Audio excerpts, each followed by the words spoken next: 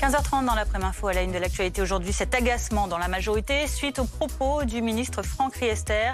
Il a reconnu que les femmes sont un peu pénalisées par le report de l'âge légal. Notre projet protège les femmes, vient de lui répondre Elisabeth Borne à l'Assemblée. Pas sûr que le trafic ferroviaire Gare de l'Est reprenne demain, vu l'ampleur des dégâts causés par un acte de sabotage. Des dizaines de câbles électriques ont été sectionnés en Seine-et-Marne. Plusieurs affaires de corruption présumées secouent le gouvernement ukrainien ces derniers jours. De hauts responsables viennent d'annoncer leur démission. Les faits reprochés sont pour le moins embarrassants pour Kiev, qui n'a pas besoin de cela en pleine période de guerre.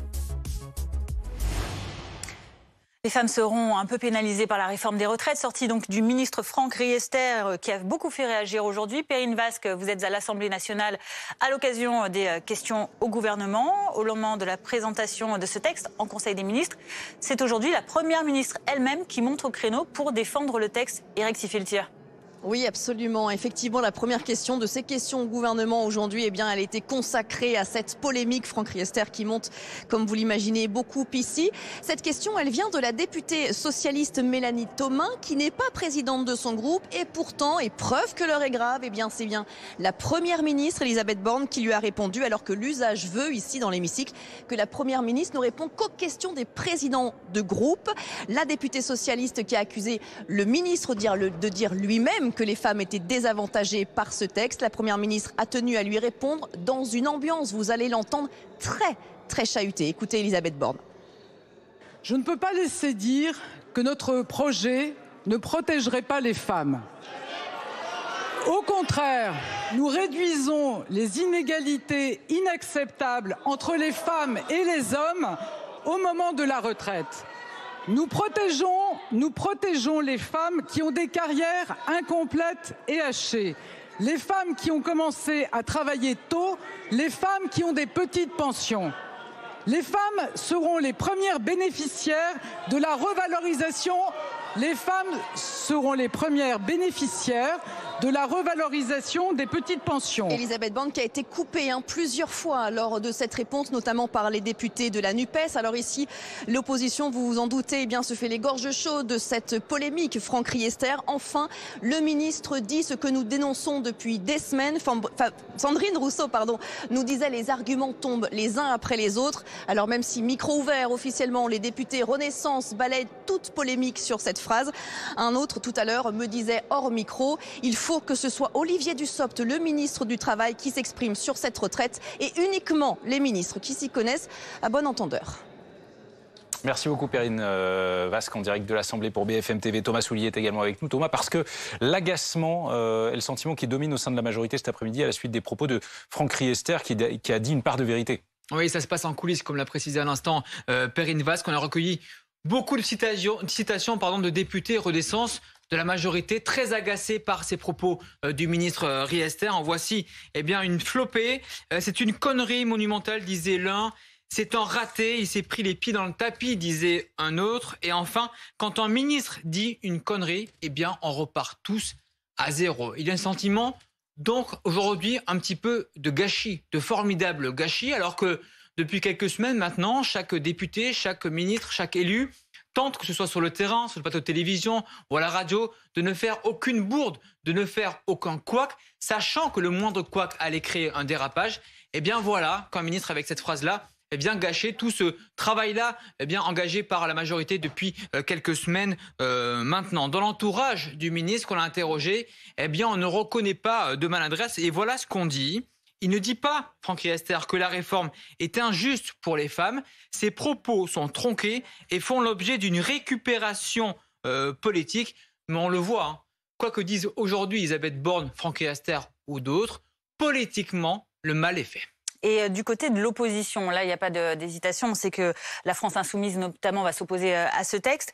On a l'impression même d'un rétropédalage récemment, puisque on a entendu Clémentine Autain, on a entendu également François Ruffin dire qu'il ne déposerait pas finalement ce millier d'amendements par député. La stratégie va être tout autre. Oui, il y a un changement total de stratégie, pas encore totalement validé, pas encore totalement confirmé, mais on sent qu'on va vers cela.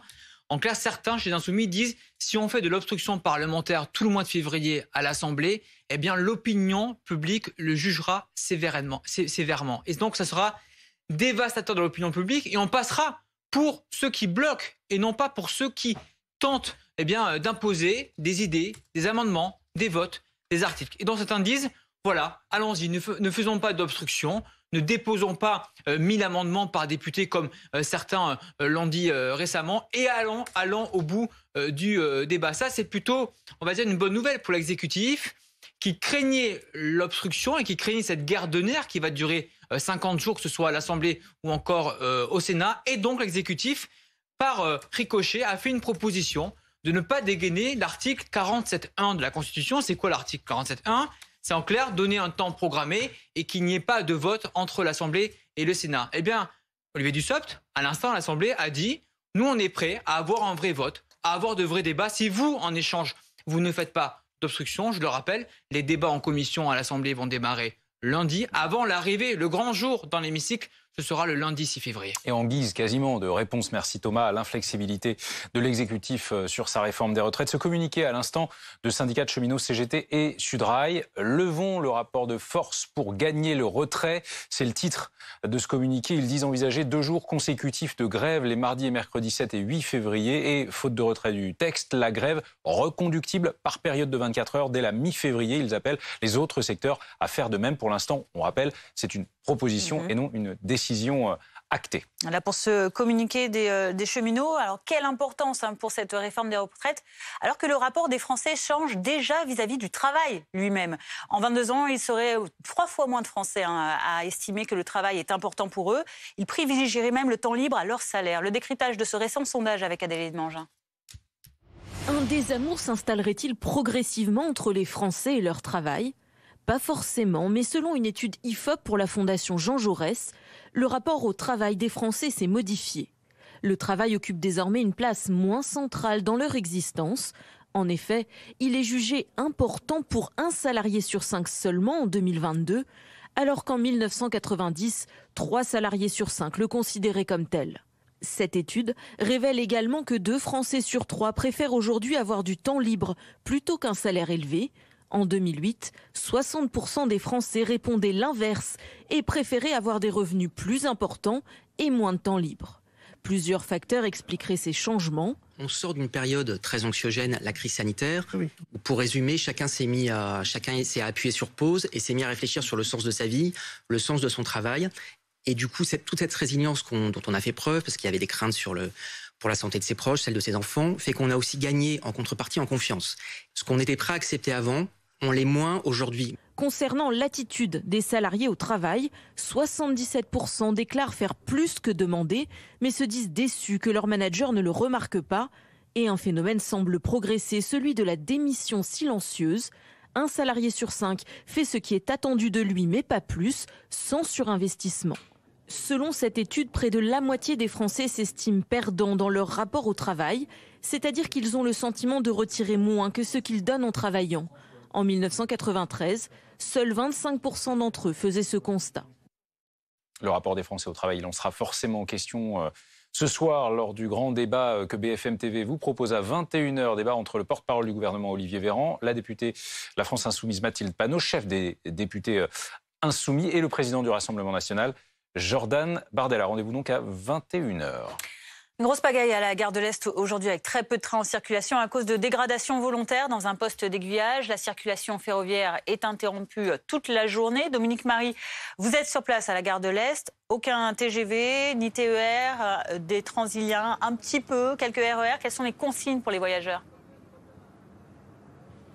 Les consignes pour les passagers des TGV, la raison ici gare de l'Est, c'est en fait d'aller prendre un train en gare du Nord. La gare du Nord, c'est pas très loin d'ici, c'est à 5-10 minutes à pied. Pourquoi ? Parce que la SNCF a réussi à rerouter les trains qui devaient partir, les TGV en tout cas, de la gare de l'Est en gare du Nord. Alors attention, c'est seulement 2 trains par heure, mais ça va évidemment soulager un certain nombre de voyageurs qui aujourd'hui devaient se rendre dans l'Est du pays. Pour le reste, vous l'avez dit, il y a quasiment très peu de trains qui fonctionnent, en tout cas qui sont au départ ici de la gare de l'Est. Il y a simplement quelques lignes, notamment une branche en particulier de la ligne P du Transilien en direction de Coulommiers et de Provins. Et puis il y a le RER E qui fonctionne. Pour le reste, l'essentiel du trafic est à l'arrêt. Alors évidemment, à la mi-journée, la SNCF avait laissé entendre plutôt dans la matinée que le trafic allait peut-être redémarrer. Ça n'a pas été le cas, avec des voyageurs forcément déçus. Écoutez.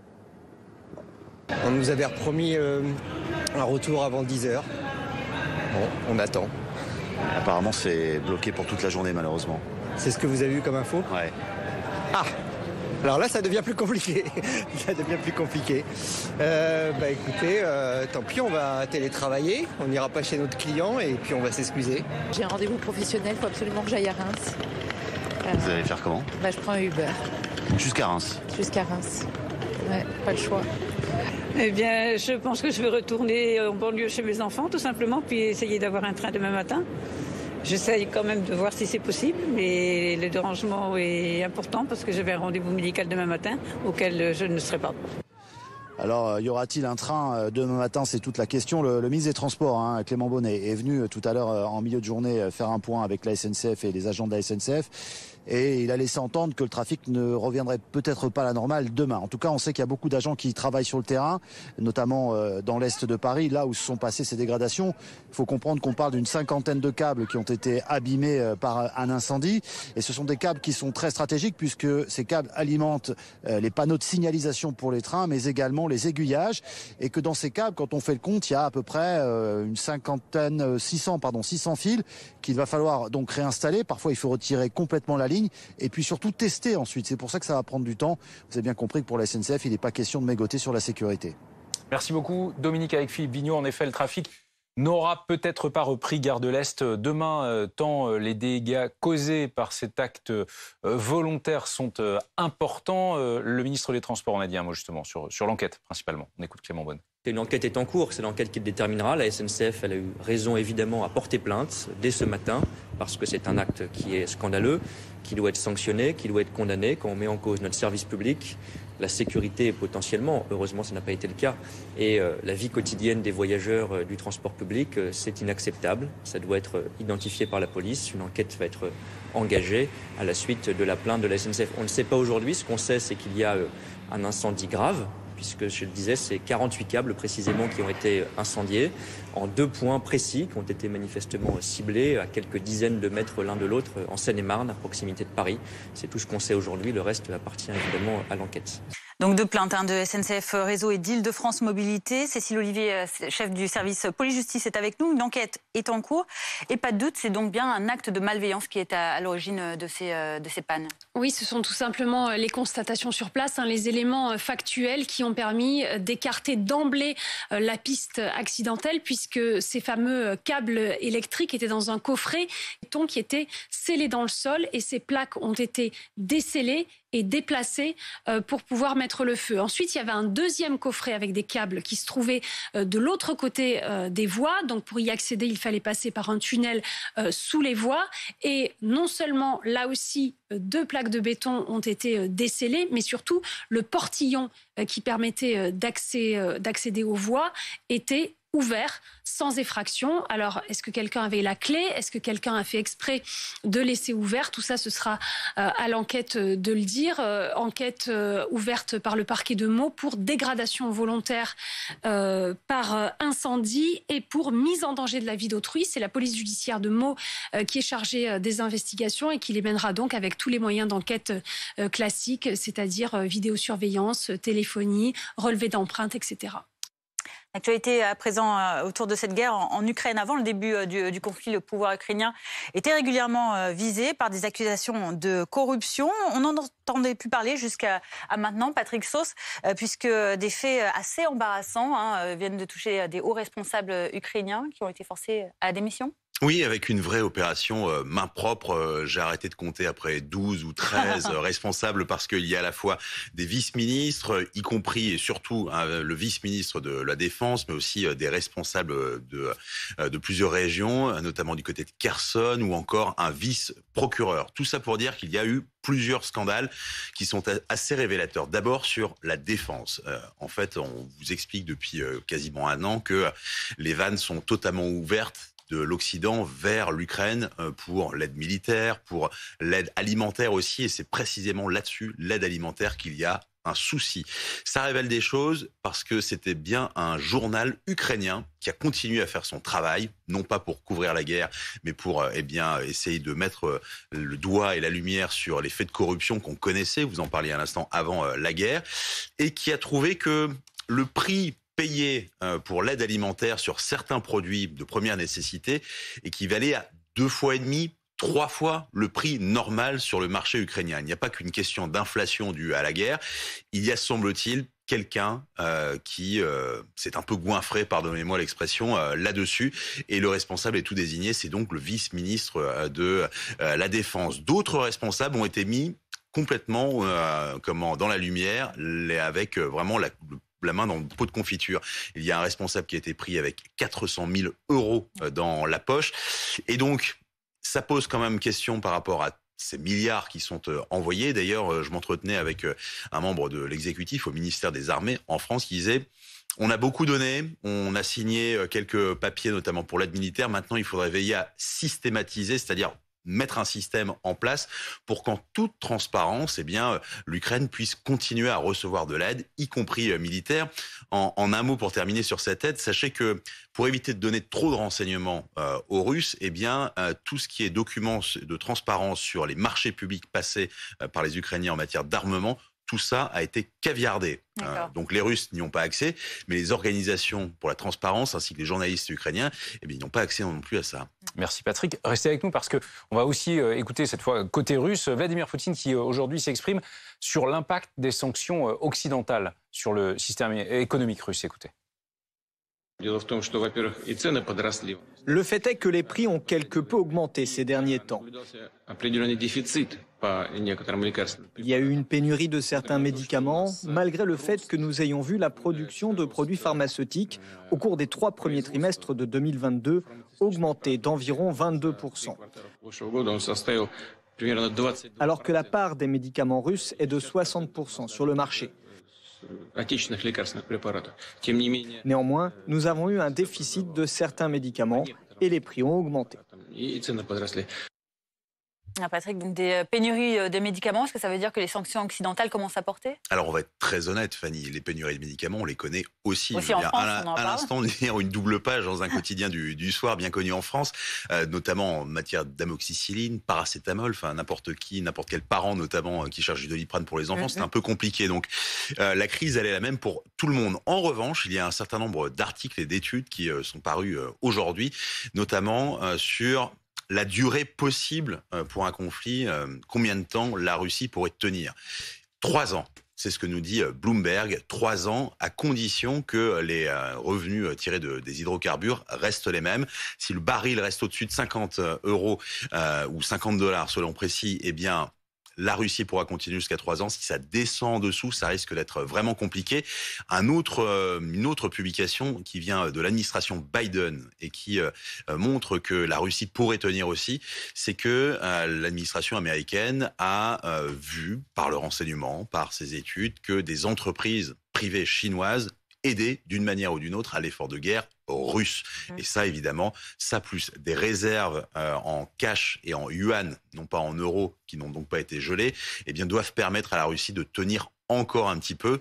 3 ans, c'est ce que nous dit Bloomberg. On vous l'a dit, de toute façon, le conflit sera long. Merci beaucoup, merci Patrick. Le procès de la maison dite de l'horreur dans le Pas-de-Calais, procès de violence intrafamiliale présumée, les précisions du Lionel Top. Oui, c'est un procès très attendu qui intervient 4 mois et demi après la dénonciation des faits. Les parents qui sont jugés cet après-midi sous les yeux d'au moins 4 de leurs enfants qui sont présents cet après-midi dans la salle d'audience. L'audience qui a repris après une courte suspension parce qu'il était question de huis clos au cours des débats. Un huis clos défendu par les parents des enfants qui voulaient assurer la sérénité des débats et, je cite, préserver les plus jeunes. Une demande qui était refusée par les enfants eux-mêmes, estimant que tout avait déjà été dit, toute leur vie avait été déballée et ils voulaient que tout soit dit et donc connu au cours de cette audience. Le tribunal a tranché, il n'y aura pas de huis clos. L'audience se poursuit donc avec la presse et le public qui peut donc assister à cette audience qui est extrêmement importante. L'affaire a commencé le 30 août dernier après le signalement de Brian, 21 ans, l'un des aînés de la famille. Après une dispute avec son père, il avait signalé à l'aide sociale à l'enfance les violences dont les enfants, ses frères et sœurs, étaient victimes. Le lendemain, effectivement, les policiers sont arrivés et ils ont découvert 2 enfants de 2 et 5 ans ligotés à une chaise haute en train de dormir. C'est un des exemples de maltraitance qu'ont ensuite raconté les enfants au cours de leurs auditions. À cela s'ajoutaient des insultes, des coups, des carences éducatives, des carences alimentaires, manque d'hygiène flagrant. Les parents sont aujourd'hui jugés pour soustraction par un parent à ses obligations légales, pour violence par ascendant. Ils encourent jusqu'à 5 ans de prison et 75 000 € d'amende. 15h49, la météo.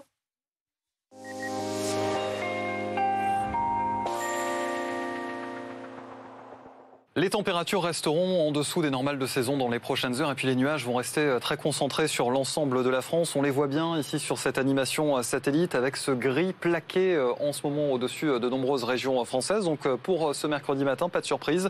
Une grande moitié nord, donc sous les nuages, parfois des brumes et des brouillards. On va en retrouver d'ailleurs jusque dans le sud-ouest. Encore quelques chutes de neige sur les Alpes du Sud et attention au risque d'avalanche qui est toujours très marqué, notamment vers les Alpes du Sud. Et puis un temps qui reste plutôt ensoleillé, en tout cas coloré entre la Corse et le continent, mais le voile nuageux restera bien présent dans le courant de la journée. Pas de changement sur les régions les plus au nord, peut-être l'apparition de quelques éclaircies en cours d'après-midi, notamment sur les départements bretons, et puis on retrouvera de temps en temps quelques flocons de neige encore sur les Alpes du Sud, donc avec un risque d'avalanche à surveiller. Les températures, on va se retrouver sous le 0 degré dans les prochaines heures pour ce mercredi matin, des gelées à prévoir jusqu'en Normandie avec moins 2 degrés annoncés dans les rues de Rouen. On aura moins 2 également pour la montagne de Reims, jusqu'à moins 6 pour le Cantal, et dans l'après-midi, encore des valeurs en dessous des normales. 4 en Ile-de-France, jusqu'à 5 pour Bordeaux et 14 degrés entre Ajaccio et Nice. La météo des neiges avec Ski7. Location de ski en ligne partout en montagne.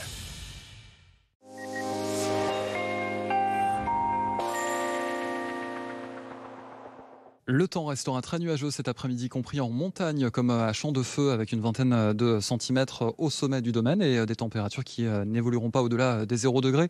Du 0 degré pour cet après-midi, un peu plus d'éclaircies en redescendant vers les monts du Jura ou encore vers les Alpes du Nord, où l'enneigement reste d'ailleurs très généreux, comme à Val d'Isère. On surveillera le risque d'avalanche sur les Alpes du Sud, à Oron, avec quelques flocons de neige annoncés de nouveau cet après-midi sous forme d'averses. Davantage d'éclaircies un peu plus à l'ouest en repartant vers le Massif central. Et puis de nouveau, un risque d'avalanche très élevé en direction des Angles, par exemple dans la partie est du massif pyrénéen, où l'enneigement reste également très généreux.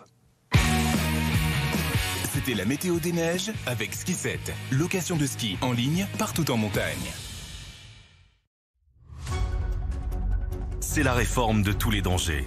Alors que la contestation gronde dans les rues, BFM TV ouvre le débat. Ce soir, à 21h, Jordan Bardella, Mathilde Panot et Olivier Véran sont les invités d'Aurélie Casse et Maxime Switek. Après le Conseil des ministres et avant le débat à l'Assemblée, l'opposition va-t-elle faire plier le gouvernement? Quels sont les arguments de l'exécutif? Retraite, le débat.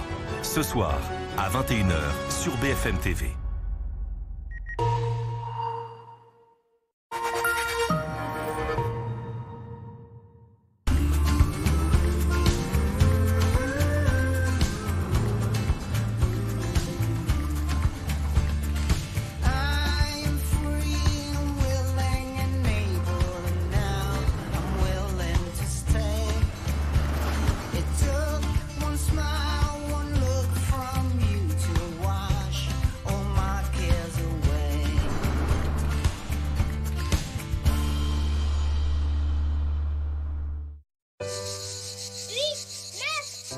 Avec 10 ingrédients seulement, le gel douche Le Petit Marseillais haute tolérance ne contient que le minimum et offre aux peaux sensibles un maximum de plaisir. Maintenant, c'est toi qui compte. Le Petit Marseillais, restons nature.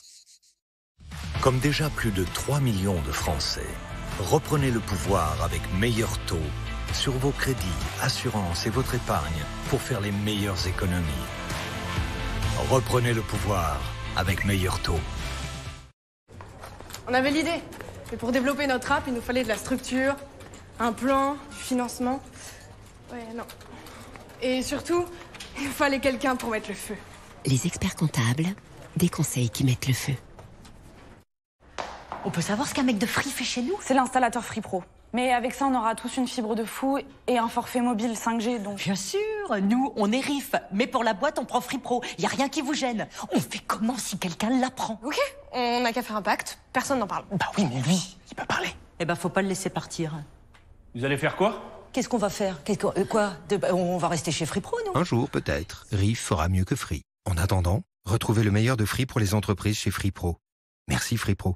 Chut, téléphone. Direct Assurance, bonjour. Oui, j'ai souscrit sur votre site hier soir. Résultat, ce matin, mon appart est déjà assuré. Franchement, bravo Direct Assurance. On m'avait dit que vous étiez super. Et ben, vous savez quoi? Vous êtes les meilleurs. Voilà. Et pour 2, 3, 4 contrats souscrits, c'est 2, 3, 4 mois remboursés. Direct Assurance, l'assurance que vous risquez d'aimer. Voilà à quoi je vais ressembler quand j'aurai perdu du poids avec Comme J'aime. Je vais être grande, hein? Et non Clément, vous ne ressemblerez jamais à Adriana. Par contre, si vous voulez découvrir quelle sera votre silhouette avec des kilos en moins... Scannez ce QR code. Ensuite, vous allez choisir le poids que vous voulez perdre. Et voilà, vous découvrez votre nouvelle silhouette. Vous allez enfin avoir un réel aperçu de votre silhouette après 5, 10, 15 kilos en moins.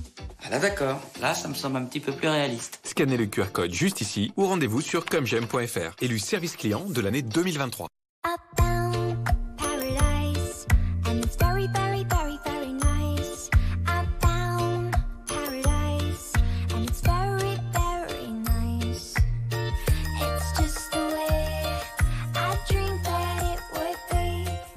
Queer Center, bien plus qu'un canapé. La nouvelle collection de canapés lits est à prix exceptionnel chez Queer Center. Profitez-en dès maintenant. Que voyez-vous ici? L'histoire ou bien l'avenir?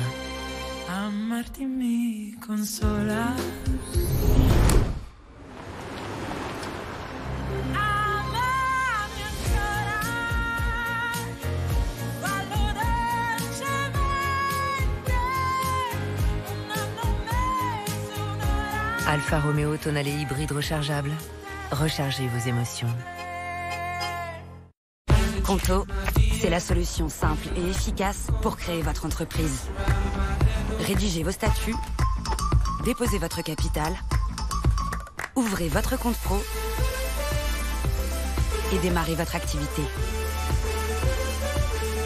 Conto, le compte au service des pros. Cyril est heureux de retrouver Cyril. Infirmier de nuit aux urgences, il a été très éprouvé par la pandémie et il a perdu pied. Avec l'aide de toute une équipe d'experts et un programme de soins personnalisé, il a pu se reconstruire dans un établissement de santé mentale MGEN. Aujourd'hui, Cyril retrouve sa joie de vivre, sa motivation et sa pointe de vitesse. MGEN, première mutuelle des agents du service public. On s'engage mutuellement. L'incroyable route qui défie l'océan. Ce soir à 21h10 sur RMC Découverte. Que faire après un Bac+3 ou Bac+4? Comment bien choisir son master? Le Monde vous donne rendez-vous le 28 janvier pour le salon des masters et masters spécialisés SAMS au Paris Montreuil Expo. Trouvez votre formation parmi plus de 2000 programmes. Assistez à des conférences animées par les journalistes du Monde et de l'Obs et rencontrez les établissements. Inscrivez-vous dès maintenant gratuitement au salon SAMS. Samuel est cuisinier dans une école. La semaine, il part travailler à vélo, mais le week-end, il utilise sa voiture. C'est pourquoi GMF propose une réduction sur l'assurance auto pour tous ceux qui roulent peu. GMF, engagé pour le collectif. Chez Poltron et Sofa, c'est votre dernière chance de profiter de la collection Révélation. Rêvez les yeux ouverts sur le canapé lit Casalia pour 739 €. Ou laissez place à la détente grâce au lit coulissant de Vigolo pour 880 €. Ce sont les derniers jours pour en profiter. Bientôt, la collection Révélation ne sera plus disponible. En plus, découvrez les nouveaux magasins Poltron et Sofa à Aurillac, Cambrai, Cherbourg, Chennevières-sur-Marne et Saint-Avold. Poltrone e Sofà, solo divani di qualità. Et voilà! Vous aussi, vous voulez faire comme j'aime? Mais avant de commencer, vous voulez savoir combien ça va vous coûter. Et c'est normal. En fait, ça dépend de votre objectif de perte de poids et de votre morphologie. Je vais vous montrer comment faire un devis.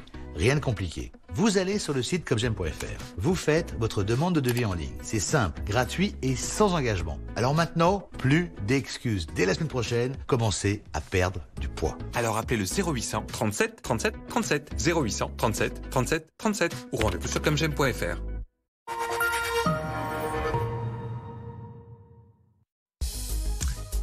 Il est 16h, la CGT Cheminots et Sudrail proposent la grève les mardis et mercredis 7 et 8 février et faute de retrait du texte, un mouvement reconductible par période de 24 heures dès la mi-février, c'est-à-dire pendant les vacances scolaires, faute de retrait donc de la réforme des retraites. Nous en parlons avec Fabien Villedieu qui est en plateau avec nous. Nous protégeons les femmes qui ont des carrières incomplètes. La réponse de la Première ministre à l'Assemblée nationale à la suite du tollé suscité par les déclarations de son ministre Franck Riester.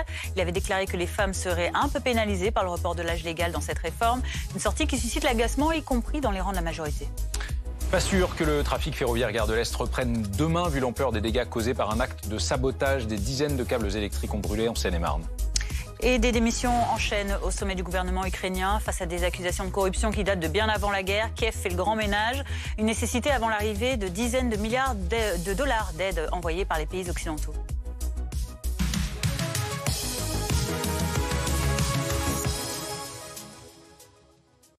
Faute de retrait de la réforme des retraites par l'exécutif, 2 syndicats de cheminots mettent donc un nouveau coup de pression cet après-midi. Bonjour Fabien Villedieu. Merci d'être avec nous. Vous êtes délégué syndical Sudrail. Dites-nous concrètement ce qu'avec la CGT vous envisagez.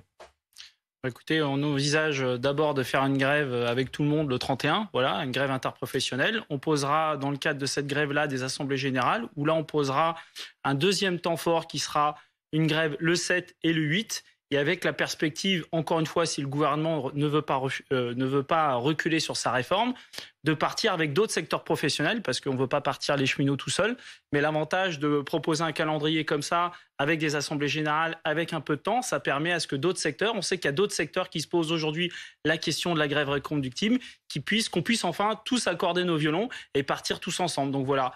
Le 31 janvier, grande journée de mobilisation, manifestation et grève, deuxième journée interprofessionnelle, voilà. Oui. Et ensuite les mardis et mercredis, donc en semaine. Et le 8, février. Avec des assemblées générales. D'abord, le 7 et le 8, on sait qu'il y a d'autres secteurs qui appellent sur 2 voire 3 jours de grève, voilà. Donc ça permettra y compris de se compter, parce que partir en grève reconductible, enfin c'est un challenge quoi. Si on se plante, c'est fermer le banc, voilà. Donc ça permettra de voir effectivement quels sont les secteurs professionnels qui sont prêts au moins à partir 2 jours. Et si on voit qu'il y a des secteurs professionnels, parce que les cheminots ne veulent pas partir tout seuls, ils ne veulent pas être la locomotive. Alors là, on lance une initiative, ça c'est vrai. Mais si effectivement on voit que le 7 et le 8, ça répond, il y a effectivement des secteurs, et plein, il peut y en avoir dans les transports, dans l'énergie, dans le carburant, un petit peu partout, qui répondent à cet appel le 7 et le 8. Pourquoi le 7 et le 8 d'ailleurs ? Bah pourquoi pas ? Oui, voilà, c'est vrai, on a proposé des dates. Je sais que l'énergie, on parlait du 7 et 8, donc on essaye un petit peu de se caler. Ouais. En fait, tout le monde se regarde un peu en chien de faïence, qui va proposer des dates. Voilà, donc on arrête de se regarder en chien de faïence. C'est parce que vous êtes ralliés sur les propositions qui ont été faites par d'autres secteurs. On se rallie parce que voilà, tout le monde aura bien compris que plus on sera nombreux, plus on sera fort, et plus on sera fort, et puis on aura des chances de gagner. Quoi qu'il en soit, ça tombe pendant les vacances scolaires. Est-ce que vous pensez pouvoir rallier suffisamment de monde ? Bah oui, écoutez, le calendrier, c'est pas nous qui le choisissons. En gros, le gros de la réforme va se faire pendant le mois de vacances scolaires, parce que les vacances scolaires, c'est du 5 février au 5 mars. Voilà. Donc, je pense que le gouvernement... Pourquoi ne pas mettre ce coup de pression avant le 5 février ? Faut dire les choses. Hein. Je pense que le gouvernement a choisi aussi cette période, parce qu'il s'est dit ça va être les vacances scolaires, les Français auront autre chose dans la tête, ce qu'on peut comprendre que la réforme des retraites. Eh ben nous, il est hors de question qu'on se dise on va attendre un mois, la fin des vacances scolaires, une fois que quasiment le débat parlementaire, parce que voilà, il y a des façons d'accélérer le débat parlementaire, soit quasiment terminé, pour reprendre la mobilisation. Donc on peut le regretter, mais c'est comme ça, on partira pendant les vacances scolaires. Vous ne craignez pas de pénaliser plus les Français que le gouvernement dans cette période ? Mais vous savez, les Français ils seront pénalisés en partant à 64 ans. Voilà. Et je pense qu'il faut arrêter de prendre les Français pour des cons. Il faut dire les choses comme ils sont, en disant oui, vous n'aurez pas de train. Mais en fait, le vrai problème, c'est pas avoir de train. Le vrai problème, c'est d'être obligé de bosser jusqu'à 64 ans. Ça, c'est le vrai problème. C'est pas ne pas avoir de train. Est-ce que, tout de même, puisque vous demandez le retrait de la réforme, rien que cela, vous n'avez pas l'impression d'aller un peu loin ? C'est-à-dire qu'on a l'impression, encore une fois, à l'heure actuelle, qu'au mieux, l'exécutif consentira à retirer certains points problématiques. En tout cas, c'est ce qui semble, encore une fois, le plus probable à l'heure actuelle. Pour vous, c'est le retrait et rien d'autre.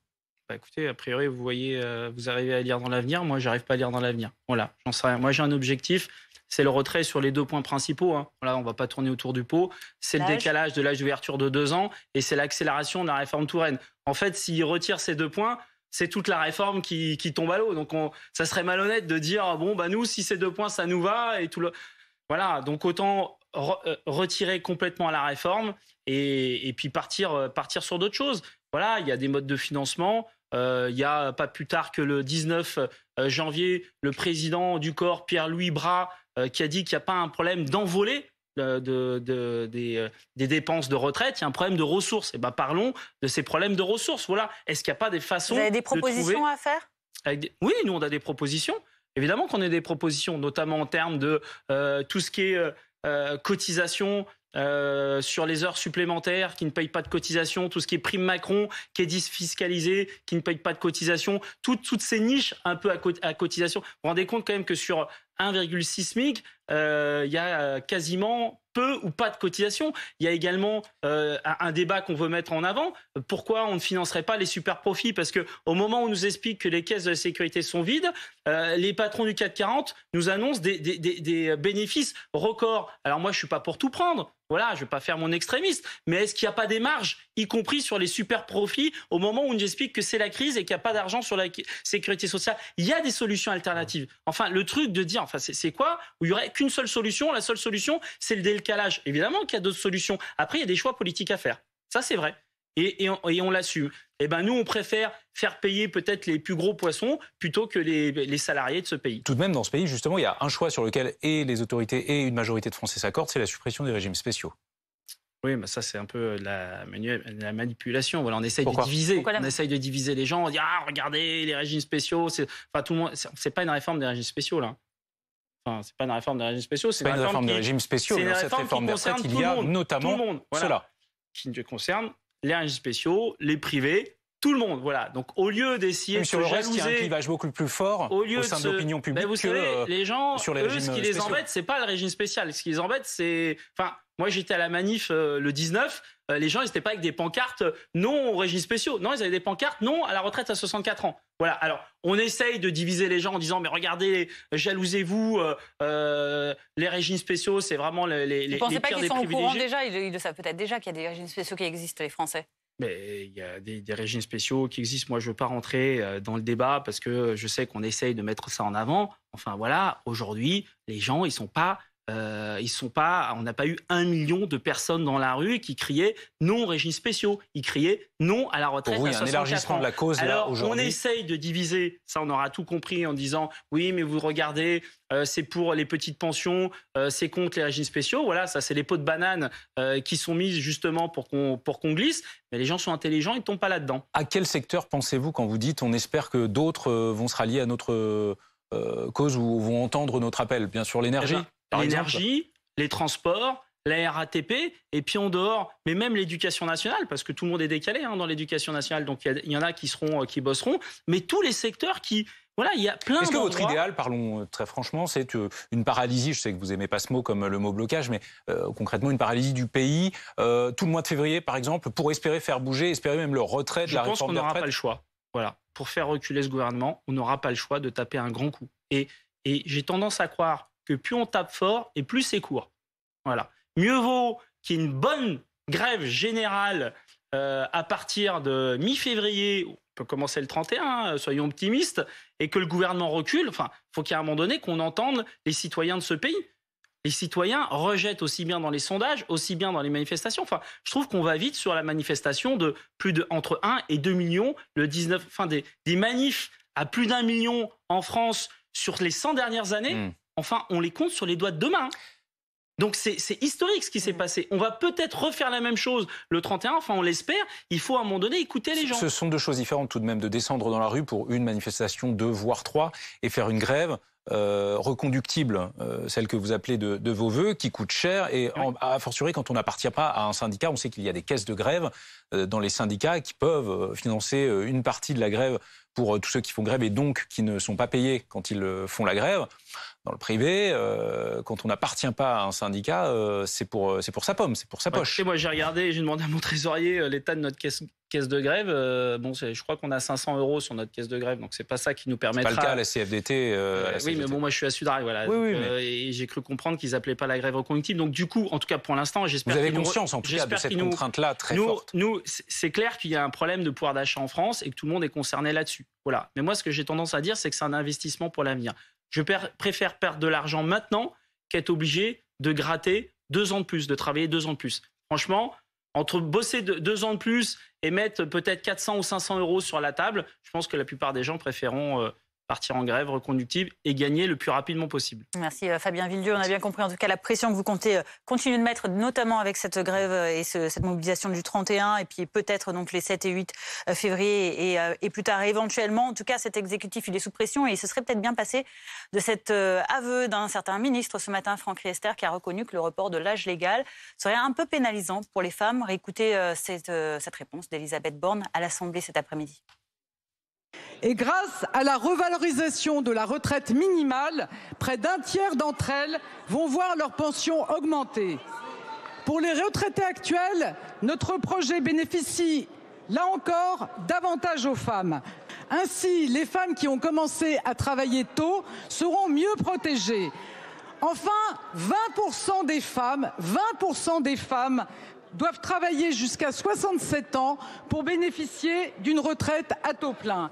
Malgré la hausse de l'âge légal, nous maintenons à 67 ans l'âge de départ à taux plein. Pour les femmes qui ont connu des interruptions de carrière souvent subies, l'âge de départ ne changera donc pas. Mais mesdames et messieurs les députés, notre projet est juste et porteur de progrès social. Mais nous devons veiller à l'avenir de notre système de retraite. Bonjour Benjamin. Bonjour. En coulisses, les membres de la majorité cachent beaucoup moins qu'Elisabeth Borne leur agacement vis-à-vis du ministre Riester qui a exprimé une part de vérité. Oui, absolument. Il faut dire que depuis plusieurs jours et plusieurs semaines, les membres de la majorité, les ministres, s'escriment à, sur les plateaux, essayer le plus possible d'éviter ce genre de bourde, de faux pas et de sorties de route. Et donc, de fait, ils sont assez agacés de cet aveu de Franck Riester qui est la pure et simple vérité. Voilà ce que dit notamment un député Renaissance en coulisses. C'est agaçant parce qu'on se démène sur les plateaux en essayant de ne pas faire d'erreur. Quand un ministre dit une connerie, on repart à zéro. Il y a vraiment besoin d'avoir un pilotage resserré de la communication. Un autre député de la majorité, c'est un raté.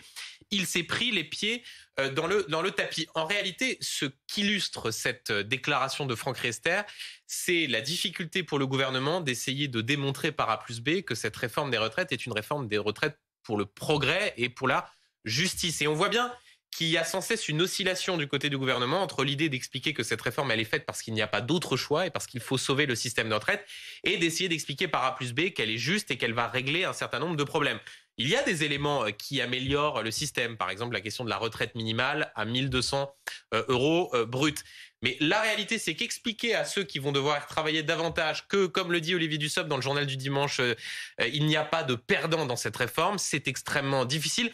Donc au fond, cette polémique autour des propos de Franck Riester exprime sans doute les mauvais arguments qui sont utilisés par la majorité qui, par rapport à ce qui avait pu être fait par le passé à l'occasion des réformes des retraites, montraient qu'il était beaucoup plus efficace auprès de l'opinion d'expliquer qu'une réforme devait être faite pour des raisons financières. Souvenez-vous, en 2010, réforme Woerth, en 2013-14, réforme Touraine. Il faut réformer parce qu'on n'a pas le choix, parce qu'il faut sauver le régime de répartition, plutôt que d'essayer d'expliquer à des Français que cette réforme est juste, parce que la réalité est que ce que certains ministres appellent des effets de bord sont ressentis dans leur chair par des femmes qui voient bien qu'elles vont devoir travailler plus longtemps, par des gens qui ont commencé à travailler tôt, qu'ils vont devoir pour certains cotiser 44 annuités alors que la durée maximale de cotisation est à 43 annuités. Donc, évidemment, cela pose problème dans le récit qui a été choisi et dans la volonté, et on le voit encore avec Elisabeth Borne tout à l'heure, même si elle essaye de déminer cette sortie de route, de montrer la relative inefficacité dans la volonté de démontrer que cette réforme est juste, parce que, encore une fois, quand on regarde tous les sondages d'opinion, les Français ne croient pas que cette réforme des retraites soit juste. Merci Benjamin Duhamel. Et les retraites, il en est question également dans notre chronique éco. Votre programme avec Fortunéo, expert de la bourse en ligne depuis plus de 20 ans. Fortunéo, j'aime ma banque.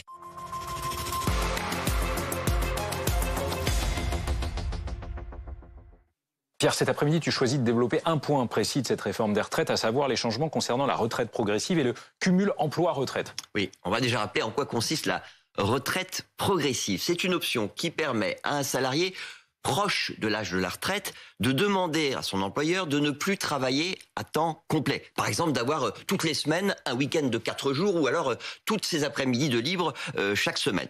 Tout en commençant, bien sûr, à percevoir une partie de sa pension de retraite. On va prendre un exemple. Un salarié qui passerait à mi-temps ne touchera plus que la moitié de son salaire, évidemment, mais aussi la moitié de sa pension de retraite calculée sur la base de ce qu'il a déjà cotiser. Et évidemment, tant qu'il va continuer à travailler à temps partiel, il va aussi continuer à cumuler des trimestres, des points de retraite complémentaires qui feront grossir ensuite le niveau de la pension qu'il va toucher quand il s'arrêtera totalement de travailler. Et que prévoit de changer cette réforme? Alors d'abord, l'âge à partir duquel on peut demander à bénéficier de cette retraite progressive. C'était 60 ans, ce sera 2 ans avant l'âge légal. Donc ça va dépendre demain de votre date de naissance. Autrement dit, il va évidemment falloir patienter un peu plus longtemps pour profiter de cette retraite progressive. En revanche, le gouvernement a prévu une disposition qui devrait permettre à davantage de salariés d'en bénéficier. Pourquoi? Parce qu'aujourd'hui, un salarié a besoin d'un accord explicite de son employeur pour bénéficier de cette retraite progressive, alors qu'avec la réforme, eh bien, il fera sa demande. Et si l'employeur ne lui répond pas, s'il ne justifie pas son refus, ne lui explique pas pourquoi l'activité de l'entreprise est incompatible avec un temps partiel, eh bien, cette retraite progressive lui sera automatiquement accordée. Et puis, il y a une autre nouveauté prévue par la réforme, c'est que les fonctionnaires auront eux aussi le droit de demander à bénéficier de cette retraite progressive. L'idée, c'est vraiment que cette formule ait davantage de succès qu'aujourd'hui, puisque pour le moment, la retraite progressive ne concerne que, un petit peu moins de 25 000 salariés en France. Ça, c'est pour les salariés proches de la retraite, mais la réforme prévoit aussi des changements pour les retraités qui continuent de travailler. Oui, c'est ce qu'on appelle le cumul emploi-retraite, qui pour le coup concerne nettement plus de monde que la retraite progressive. Et la nouveauté majeure que prévoit la réforme, c'est de revenir à ce qui était la règle avant 2015, à savoir qu'un retraité qui travaille voit le niveau de sa pension augmenter. On rappelle qu'aujourd'hui, le salaire est soumis à cotisation, mais que ces cotisations sont sans aucun effet sur le niveau de la pension. Avec la réforme, il va y avoir un nouveau calcul qui sera effectué lorsque le retraité salarié s'arrêtera de travailler et les trimestres qu'il aura accumulés en plus, les points en plus pour sa retraite complémentaire seront pris en compte. Ce sera évidemment plus juste et plus incitatif, mais n'oublions pas quand même que comme le but de la réforme, c'est aussi de faire en sorte que les salariés prennent leur retraite plus tard qu'aujourd'hui, il y aura probablement moins de retraités qui seront en mesure de continuer à travailler, et dans tous les cas, ce sera sur une période qui potentiellement sera plus courte. C'était votre programme avec Fortunéo, expert de la bourse en ligne depuis plus de 20 ans. Fortunéo, j'aime ma banque. Et BFM TV vous propose un grand débat sur cette réforme des retraites. C'est à suivre ce soir à 21h en direct. Olivier Véran, porte-parole du gouvernement, Mathilde Panot, chef des députés Insoumis, et Jordan Bardella, président du Rassemblement national, s'affronteront. Un débat exceptionnel qui sera animé par Aurélie Casse et Maxime Switek. Une cinquantaine de câbles brûlés volontairement ont eu raison du trafic ferroviaire Gare de l'Est. Il est interrompu depuis ce matin et le problème n'est pas prêt d'être réglé, de l'aveu même du ministre des Transports. L'incendie a été fait dans 2 points ciblés et avec une intention délibérée de nuire et de perturber très gravement le trafic. C'est évidemment inacceptable. Il y a malheureusement régulièrement des actes de vandalisme qui en général portent plutôt sur du vol de matériel. Là, on est sur un incident assez exceptionnel, très grave. Et je veux saluer encore une fois tous les agents de notre service public qui sont mobilisés pour rétablir le trafic le plus vite possible. Il n'y aura pas de circulation pour les trains qui sont arrêtés aujourd'hui. Et tout est fait pour une reprise dans les meilleurs délais. Mais on est encore dans l'incertitude à l'heure où on parle. Et c'est la SNCF qui précisera les choses autour de 17h pour la journée de demain. On ne peut pas encore la garantir. Je préfère le dire pour tous ceux qui doivent s'organiser. Et l'information voyageurs sera donnée en direct par des SMS et évidemment par des points de presse qui seront faits par la SNCF. L'actualité en Ukraine à présent, et ça date déjà de bien avant la guerre en Ukraine, ce mauvais classement de l'Ukraine parmi les pays les plus corrompus au monde, et ses conséquences aujourd'hui avec ces évictions de nombreux hauts responsables du gouvernement à la suite d'accusations de corruption. On en parle avec vous, Thierry Arnaud. Les faits qui sont reprochés sont pour le moins embarrassants à l'heure actuelle et concernent beaucoup de monde. Oui, il concerne à peu près une quinzaine de responsables ukrainiens. C'est un mouvement qui a démarré samedi avec le départ du vice-ministre des Infrastructures qui était accusé d'avoir détourné 400 000 $, et dans le bureau duquel on a retrouvé plusieurs dizaines de milliers de dollars en espèces. Et ça s'est poursuivi avec le départ donc annoncé aujourd'hui, par exemple, du numéro 2 de l'administration présidentielle, le vice-ministre de la Défense, 5 gouverneurs régionaux. Vous voyez, donc ça tape fort, ça tape haut et ça tape large, parce que c'est évidemment un sujet crucial pour l'Ukraine qui n'est plus que jamais dépendante de l'aide internationale. Pour vous donner un ordre d'idée, aujourd'hui, on estime que le PIB de l'Ukraine, c'est à peu près autour de 140 milliards de dollars. L'engagement d'aide, tout compris, du reste du monde en faveur de l'Ukraine depuis le début de la guerre, c'est de l'ordre d'une centaine de milliards de dollars. Donc vous voyez, plus qu'un long discours, combien ces chiffres démontrent la nécessité absolue d'être exemplaire, irréprochable, pour que cette aide continue à arriver, l'aide militaire bien sûr, mais pas seulement, l'aide économique aussi. Donc il était indispensable que Volodymyr Zelensky fasse ce grand ménage qui est annoncé aujourd'hui. Et côté russe, c'est un aveu, un petit aveu de Vladimir Poutine qui nous intéresse cet après-midi concernant l'impact des sanctions occidentales. Le fait est que les prix ont quelque peu augmenté ces derniers temps. Il y a eu une pénurie de certains médicaments, malgré le fait que nous ayons vu la production de produits pharmaceutiques au cours des 3 premiers trimestres de 2022 augmenter d'environ 22%. Alors que la part des médicaments russes est de 60% sur le marché. Néanmoins, nous avons eu un déficit de certains médicaments et les prix ont augmenté.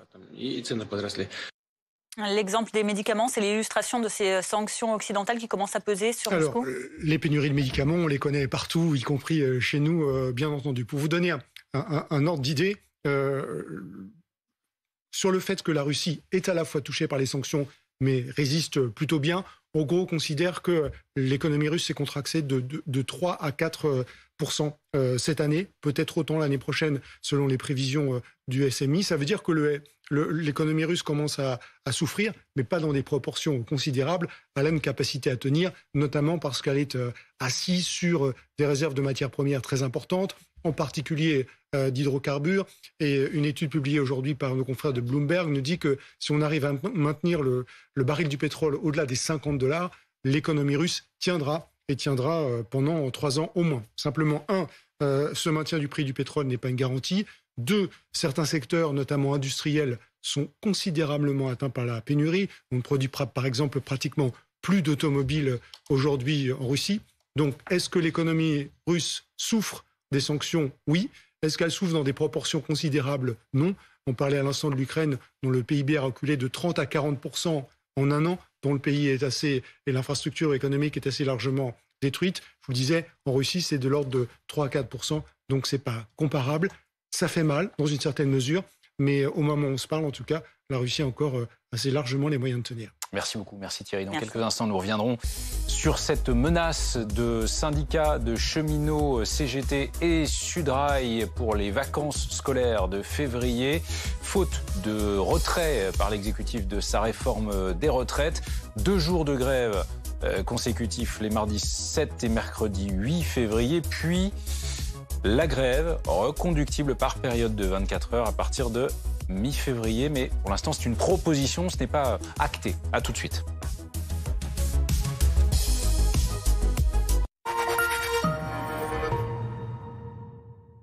Bonjour, Gwen de Carglass. Besoin d'un nouveau pare-brise et curieux de savoir s'il y a une caméra ici? Là, il y en a 2. Tapez votre numéro d'immatriculation et on saura quel est le bon recalibrage pour vous. Statique, dynamique ou les 2, suivant les prescriptions des constructeurs. Pour que vos caméras fonctionnent correctement. Et la preuve, c'est écrit noir sur blanc. Avec Carglass, vous pouvez compter à nouveau sur vos systèmes d'aide à la conduite. Prenez rendez-vous en 3 minutes sur carglass.fr. Carglass répare, Carglass remplace. On peut savoir ce qu'un mec de Free fait chez nous? C'est l'installateur Free Pro. Mais avec ça, on aura tous une fibre de fou et un forfait mobile 5G, donc... Bien sûr, nous, on est RIF. Mais pour la boîte, on prend Free Pro. Y a rien qui vous gêne. On fait comment si quelqu'un l'apprend? Ok, on n'a qu'à faire un pacte. Personne n'en parle. Bah oui, mais lui, il peut parler. Eh ben, faut pas le laisser partir. Vous allez faire quoi? Qu'est-ce qu'on va faire? On va rester chez Free Pro, nous? Un jour, peut-être, RIF fera mieux que Free. En attendant, retrouvez le meilleur de Free pour les entreprises chez Free Pro. Merci Free Pro.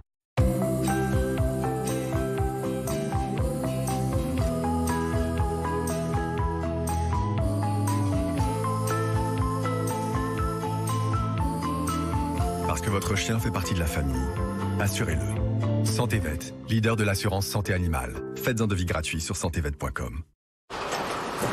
Faire sa place dans le vélo, c'est pas évident. Hein. Entre le personnel, le matériel et la concurrence, faut voir venir. Heureusement, on a trouvé quelqu'un pour envoyer du lourd. Les experts comptables, des conseils pour envoyer du lourd. On a l'habitude de faire des devis pour tout. Pour faire des travaux, chez l'opticien ou même chez le dentiste. Mais on fait jamais de devis pour perdre du poids. Avec Comme J'aime, pas de mauvaise surprise. Vous pouvez obtenir un devis, c'est hyper simple. Cela dépend de votre morphologie et de votre objectif. Alors, pour savoir combien va vous coûter votre programme Comme J'aime... Rendez-vous sur commej'aime.fr. C'est gratuit, simple et sans engagement. Alors appelez le 0800 37 37 37. 0800 37 37 37. Ou rendez-vous sur commej'aime.fr. Commej'aime.fr.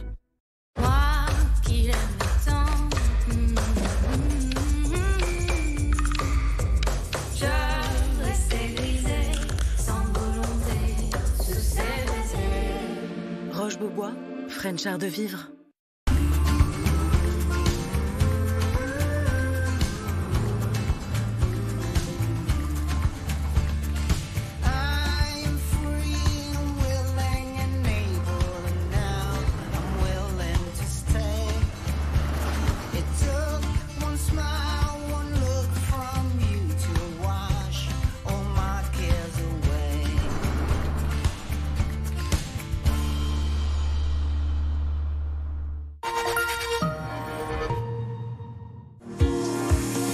En gagnant sa confiance, j'ai gagné en assurance.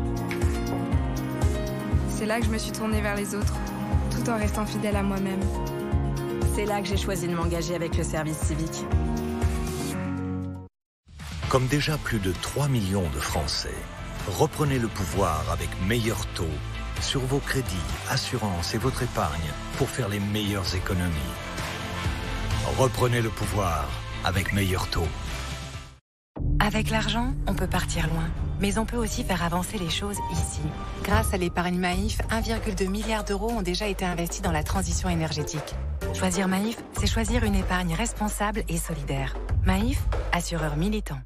Chez Poltron et Sofa, c'est votre dernière chance de profiter de la collection Révélation. Rêvez les yeux ouverts sur le canapé lit Casalia pour 739 €. Ou laissez place à la détente grâce au lit coulissant de Vigolo pour 880 €. Ce sont les derniers jours pour en profiter. Bientôt, la collection Révélation ne sera plus disponible. En plus, découvrez les nouveaux magasins Poltron et Sofa à Aurillac, Cambrai, Cherbourg, Chennevières-sur-Marne et Saint-Avold. Poltrone e Sofà, solo divani di qualità. E voilà!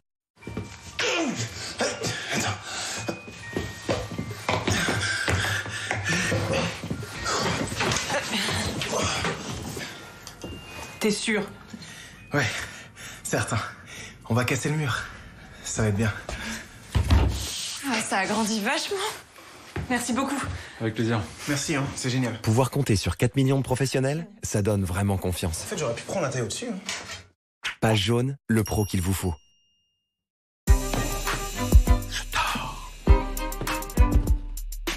Je dors.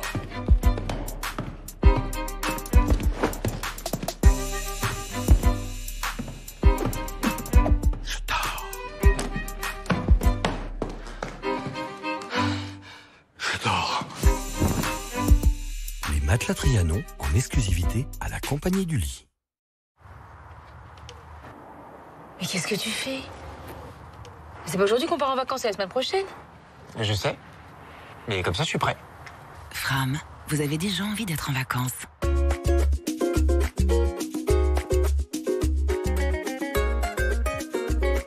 Avec Fram, cap sur les Caraïbes pour découvrir les îles Grenadines en catamaran.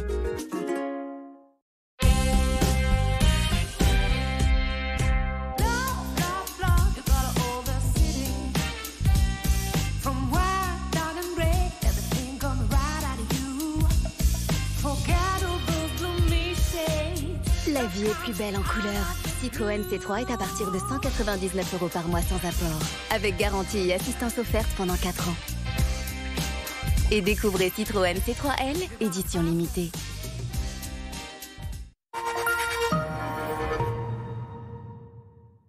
La météo, avec les bracelets Five, la nouvelle façon de payer sans contact. Retrouvez Five chez votre buraliste et sur transcash.fr. C'est la météo avec B&B Hotel. Et ça, le bonheur de Max, qui sait qu'il sera toujours le bienvenu dans son B&B Hotel favori. Les températures resteront en dessous des normales de saison dans les prochaines heures et puis les nuages vont rester très concentrés sur l'ensemble de la France. On les voit bien ici sur cette animation satellite avec ce gris plaqué en ce moment au-dessus de nombreuses régions françaises. Donc pour ce mercredi matin, pas de surprise.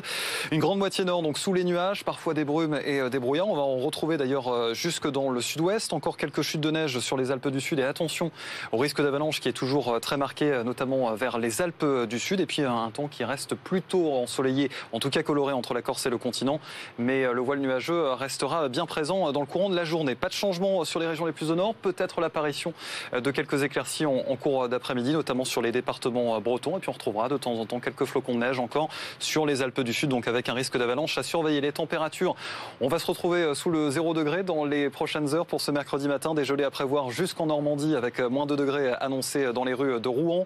On aura moins 2 également pour la montagne de Reims, jusqu'à moins 6 pour le Cantal, et dans l'après-midi, encore des valeurs en dessous des normales. 4 en Ile-de-France, jusqu'à 5 pour Bordeaux et 14 degrés entre Ajaccio et Nice. C'était votre rendez-vous avec les bracelets Five, la nouvelle façon de payer sans contact. Retrouvez Five chez votre buraliste et sur transcash.fr. C'était la météo avec B&B Hôtel. Et ça, la bonne humeur de Max, pour qui il fera toujours beau chez B&B Hôtel.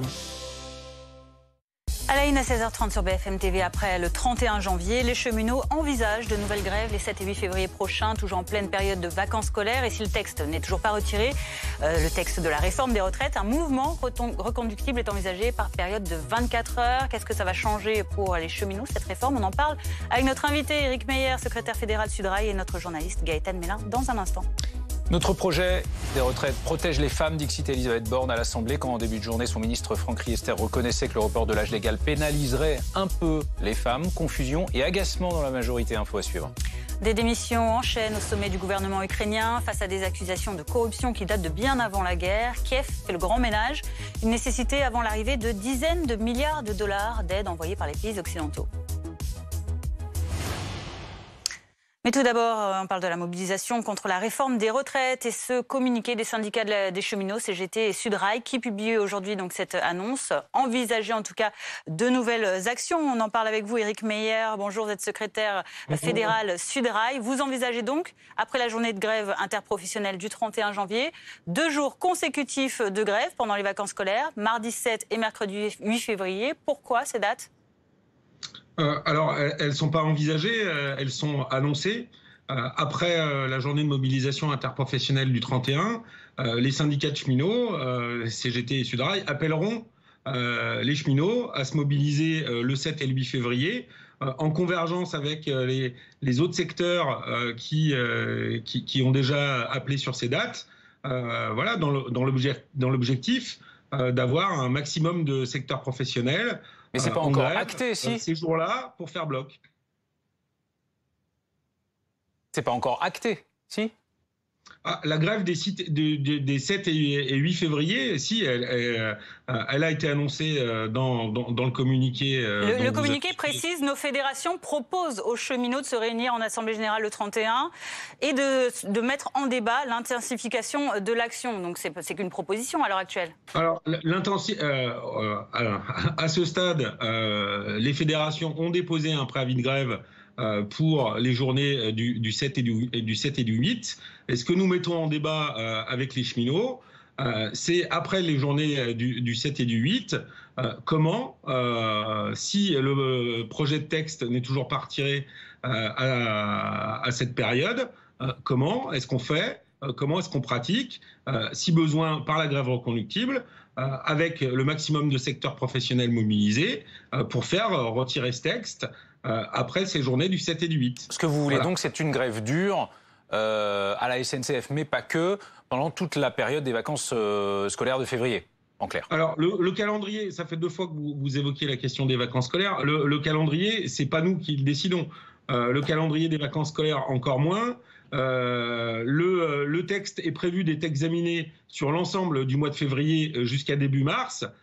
Et toutes les zones, les unes après les autres, seront en vacances à partir de cette date-là sur l'ensemble du mois de février. Donc, si il faut dire il y a pas de grève au mois de février, il faut dire au gouvernement on arrête l'examen du texte pendant toutes les vacances scolaires.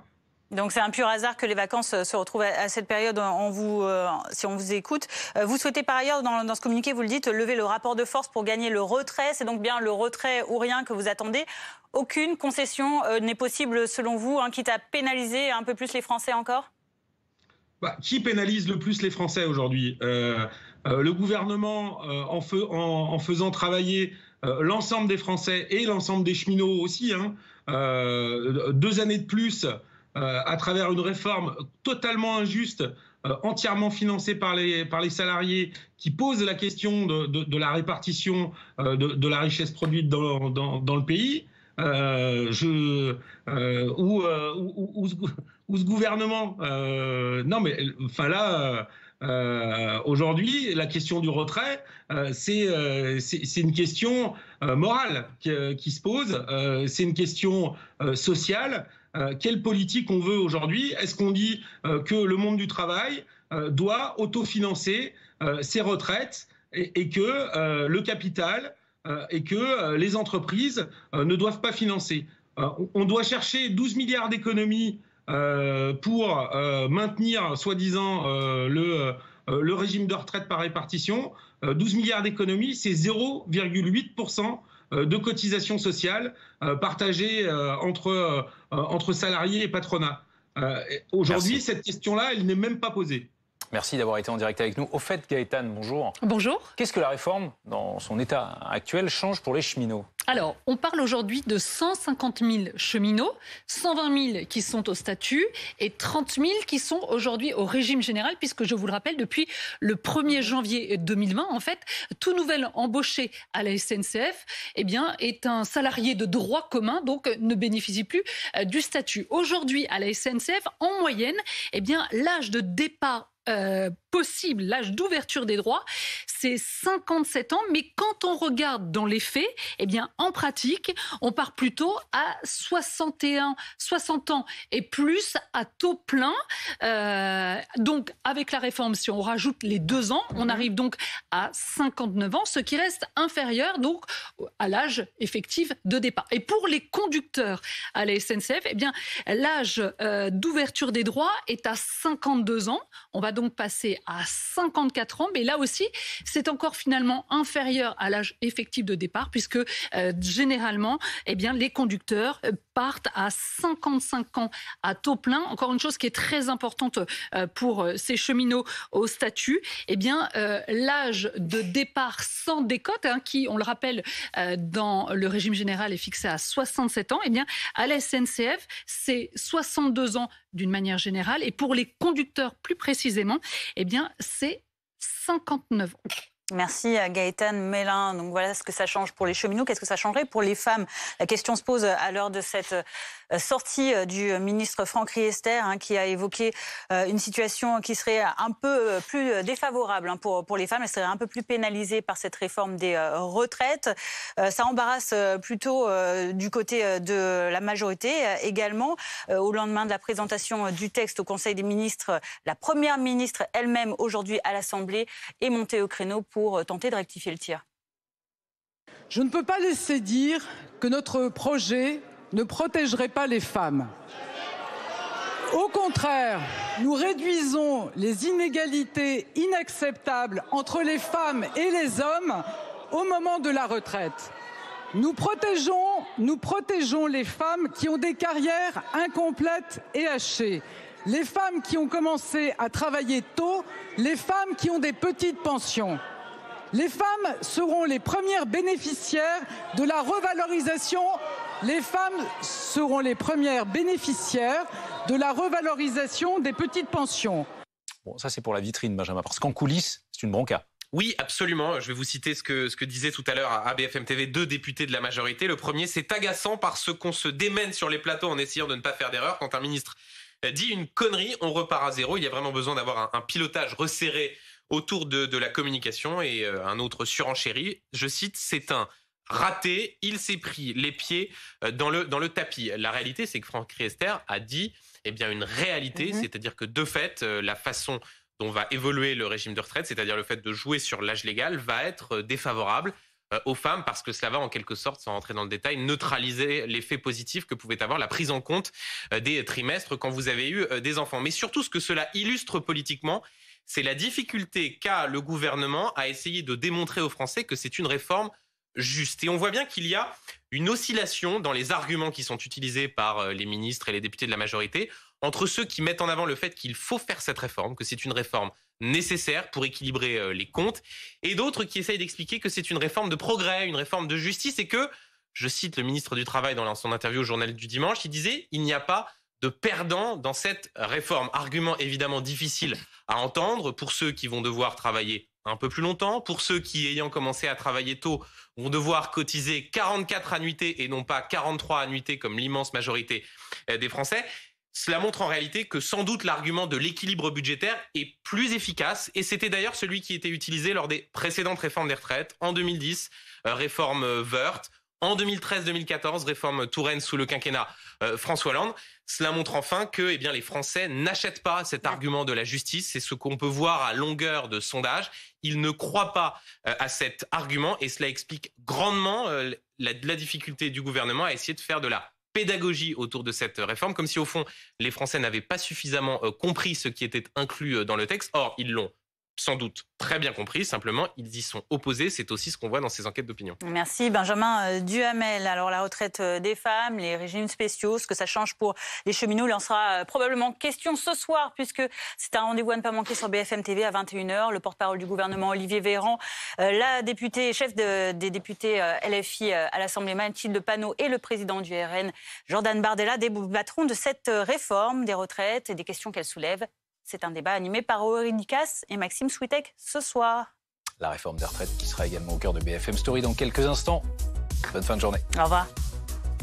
La météo avec les bracelets 5, la nouvelle.